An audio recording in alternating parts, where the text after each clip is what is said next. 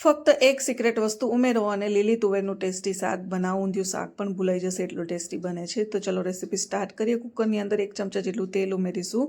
તેલ ગરમ થાય એટલે અહીંયા રાઈ ઉમેરી દઈશું. રાઈ પાકી જાય એટલે જીરું ઉમેરીશું. આદુ લસણ મરચાંની પેસ્ટ ઉમેરીશું. સારી રીતે મિક્સ કરી દઈશું. હિંગ અને હળદર ઉમેરી દઈશું. અહીંયા ટમેટાને આ રીતે કટ કરી લીધા હતા ચોપરની અંદર, એને ઉમેરી દઈશું. સ્વાદ અનુસાર મીઠું ઉમેરીશું એટલે ટમેટા ફટાફટ ગળી જશે. સિક્રેટ વસ્તુ અહીંયા લીલી મેથી છે. લીલી મેથીથી શાકનો ટેસ્ટ ખૂબ જ સરસ આવે છે. એકવાર જરૂરથી ટ્રાય કરજો.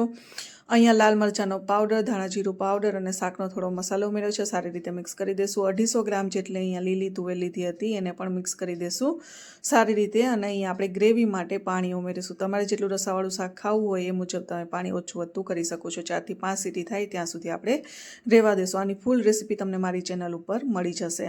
તો ચેનલને સબસ્ક્રાઈબ જરૂરથી કરી લેજો. 4 થી 5 સીટી થઈ ગઈ છે. શાક પરફેક્ટ એવું તૈયાર થઈ ગયું છે. ગાર્નિશિંગ માટે આપણે અહીંયા લીલું લસણ અને ધાણા ભાજી ઉમેરી દઈશું. સારી રીતે મિક્સ કરી દઈશું. વિડીયો ગમે તો